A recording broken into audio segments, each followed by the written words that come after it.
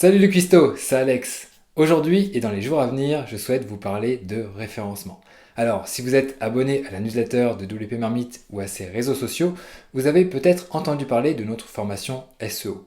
Elle se nomme Enfin visible grâce au référencement. L'objectif, c'est de transmettre les fondamentaux du référencement pour apprendre justement à référencer un site WordPress. Alors au moment où je tourne cette vidéo, je suis encore en train de travailler sur la première des deux parties qui la composent. Comptez sur moi pour vous tenir au courant lorsqu'elle sera disponible. Toutefois, ne partez pas, après y avoir bien réfléchi, j'ai décidé de faire quelque chose d'inédit. Vous partager un extrait de cette formation gratuitement. D'habitude, je différencie bien les contenus gratuits des contenus payants, mais j'ai décidé de faire une exception. Pourquoi? Eh bien, pour deux raisons. La première, c'est que je souhaite donner un aperçu du soin qu'on donne à nos contenus payants. Et la seconde, c'est que je souhaite aussi partager les connaissances SEO de base avec vous gratuitement. Alors, voilà ce que je vous propose. Au cours des 4 prochaines semaines, nous allons mettre en ligne 8 vidéos, soit 2 vidéos par semaine, pour vous proposer une introduction au référencement. Ces vidéos sont issues du premier module du programme Enfin visible grâce au référencement. Si vous êtes pressé de tout visionner et que vous ne voulez pas attendre un mois, eh bien vous pouvez accéder directement aux 8 vidéos de ce mini-cours via le lien présent en description. Cela représente 30 minutes de formation au total et c'est toujours gratuit. Il vous suffira juste d'entrer votre email pour recevoir votre accès. Sur ce, je vous laisse avec la première vidéo de ce mini-cours pour comprendre à quoi correspond le référencement. En d'autres termes, qu'est-ce que le référencement? Avant de nous intéresser à la notion de référencement, nous devons comprendre ce qu'est un moteur de recherche. Concrètement, c'est un outil qui permet d'obtenir des réponses à ces questions.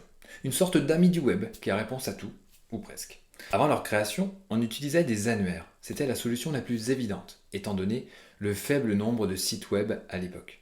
Le plus connu était Yahoo.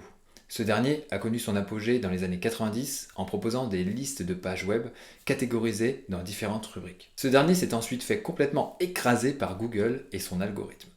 Grâce à lui, un utilisateur trouvait les pages web les plus pertinentes en fonction d'une requête composée d'un ou de plusieurs mots-clés.